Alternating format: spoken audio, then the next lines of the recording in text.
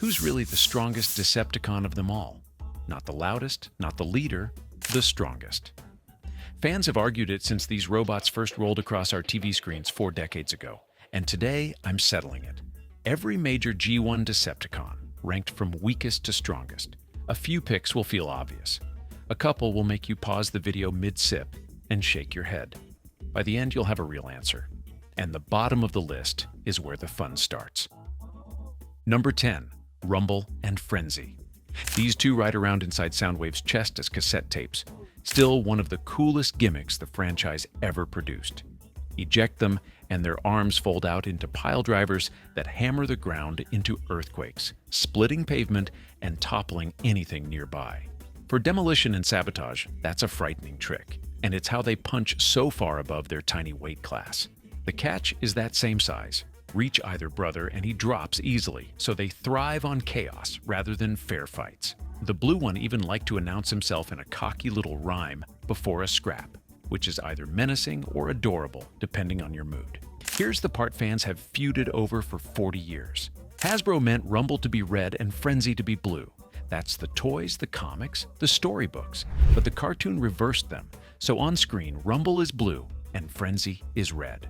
One production slip-up spawned 4 decades of arguments, and it still isn't settled. Even modern comics have flip-flopped the colors back and forth for years.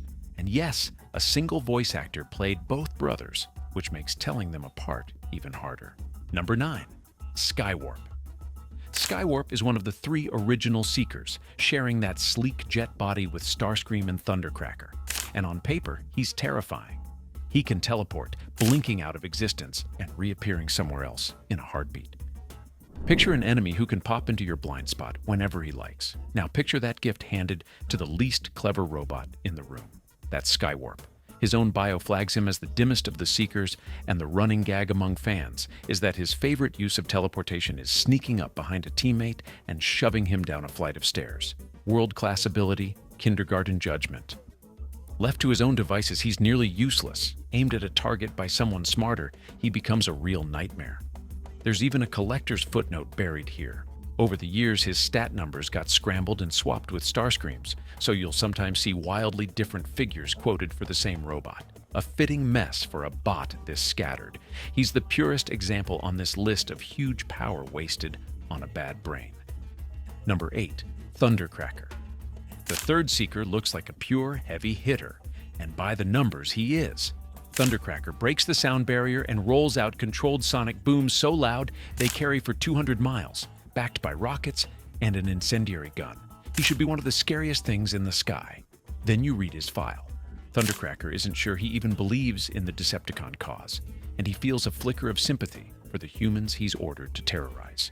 What keeps him in formation is fear of Megatron and pressure from his squad. His heart just isn't in it. So you get the strange sight of a war machine talking himself into every mission, one of the most conflicted villains the show ever produced. That hesitation is a serious weakness. A soldier who second-guesses himself loses fights he should win. It also makes him the most human Decepticon on the whole roster, which is a bizarre thing to say about a fighter jet. And his story ends on a twist worthy of the character. Badly wounded during the siege of Autobot City, his broken body is scooped up by the planet-eater Unicron and rebuilt into the sleek bounty hunter Scourge. From doubting Seeker to loyal herald of a god, quite the career change for a robot who never wanted to be there in the first place. Number 7. Astrotrain. Astrotrain earns his place less through muscle than through sheer usefulness. He's a triple changer, a space shuttle and a steam locomotive stacked on top of his robot form. And that shuttle mode makes him priceless. When the Decepticons need to haul their entire army off the planet and back to Cybertron, he's the ride, which quietly makes him one of the most strategically important robots in the faction. That very role hands us one of the coldest moments in the 1986 film, the one that gutted a lot of us as kids.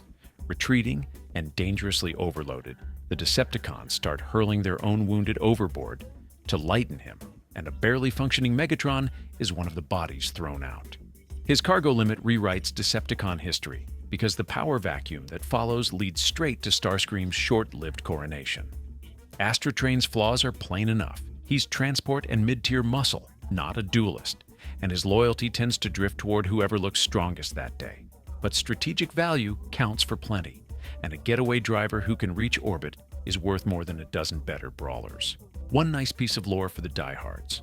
Later comics credit the entire idea of triple-changing technology to the twisted genius of a robot we'll meet very soon. Number 6. Blitzwing. Blitzwing is the other original triple changer, and he's a clear step up in a straight fight. He converts into both a jet and a battle tank, so he brings screaming air power and heavy ground armor in a single body. Nastier in a brawl than any Seeker we've met so far, with firepower to spare across 2 different combat modes. The problem sits squarely between his ears. He's impulsive, arrogant, and about as subtle as a brick through a window, so all that hardware never gets paired with an actual plan. Throughout the chaos of the movie, he throws his weight around and gets steamrolled by louder, smarter personalities. When 2 of your 3 modes are built for combat and you still lose the argument, that's a special kind of failure.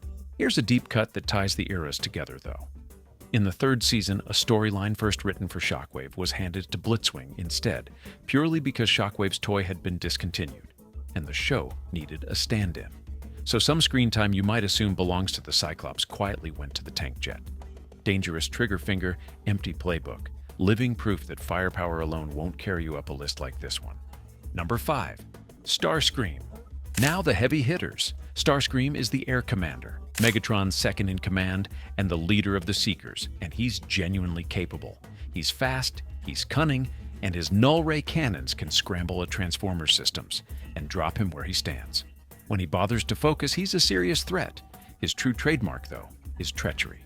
Starscream schemes for the throne so relentlessly that it becomes his entire personality, and also his undoing, because nobody trusts a robot who's forever reaching for your job.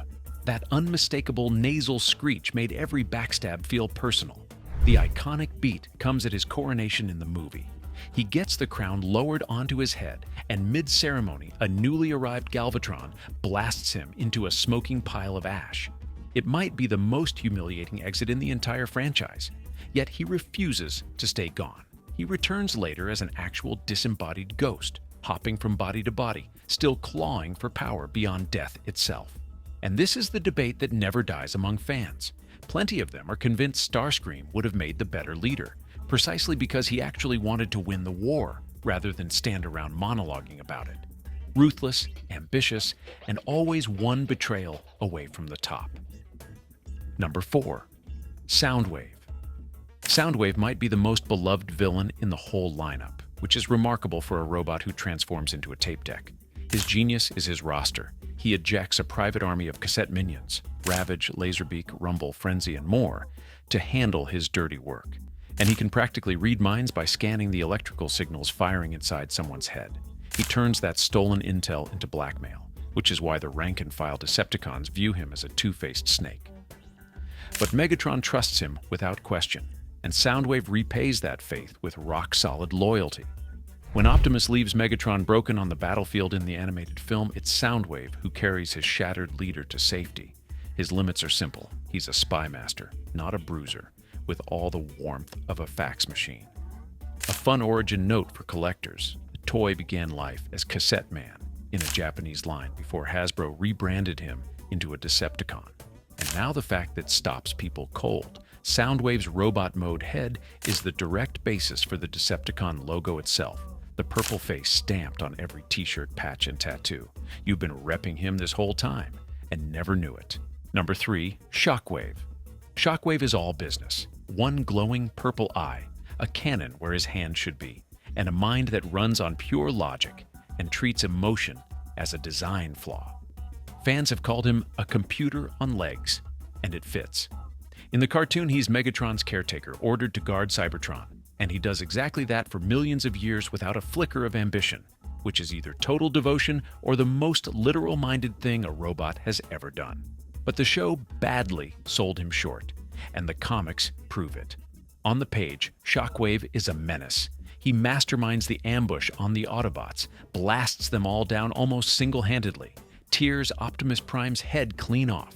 And when Megatron reboots, Shockwave calmly informs him that logic now makes Shockwave the boss, then wins the fight that follows to prove it. Read that back. He took the top job from Megatron and kept it. He's a brilliant strategist, arguably stronger than his own leader, and he converts into a colossal ray gun that can wound almost anything alive.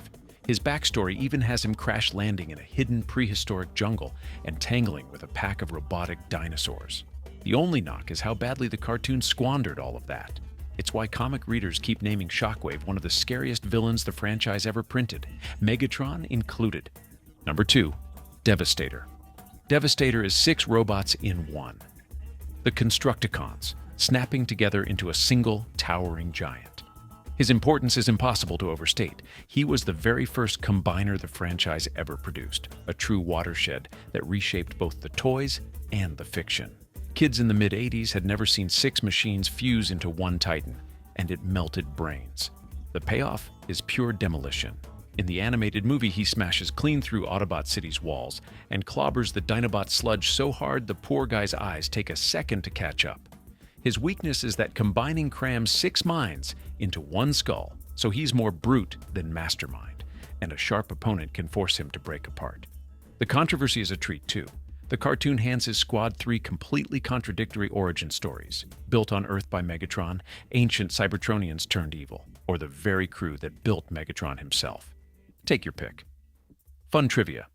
The show Bible originally called his combined form Destructoid, before someone scratched it out, and he was voiced with real menace by the same actor who gave G.I. Joe its villain, Destro. For all that power, though, the Combaticons' own giant, Bruticus, beat him at least once, which keeps him just off the summit, which leaves the leader himself at number 1, even if the word strongest comes with an asterisk. Number 1. Megatron. Here he is. Megatron sits on top for good reason, a fusion cannon capable of leveling almost anything, the cruelty and charisma to hold a faction of backstabbers together, and enough raw might to trade blows with Optimus Prime for decades. His alt mode is a Walther P-38 handgun. And yes, the scale is nonsense, a normal pistol that giant robots pick up and fire, which fans wave away as mass shifting, and everyone quietly agreed not to overthink. So why the asterisk? Because leader and strongest simply aren't the same word. If we're measuring pure muscle, Devastator towers over him. The Predacons' combined form Predicking would maul him. And Tripticon, a Decepticon the size of a city that turns into a giant robotic dinosaur, flattens him without breaking a sweat. On top of that, we just watched Shockwave outfight him for the job in the comics, where Megatron's deadliest weapon was always his mind and his ambition, as much as that cannon. He earns number 1 for command, firepower, and sheer menace. Nobody else belongs at the very top. But strongest? That's the single call on this whole list I'd happily watch you argue about all day. If this stirred something up, go subscribe and ring that bell so you don't miss the next video. The strongest crown is the shakiest call on this whole list, and I suspect the Shockwave loyalists already disagree with me. I'll see you in the next one.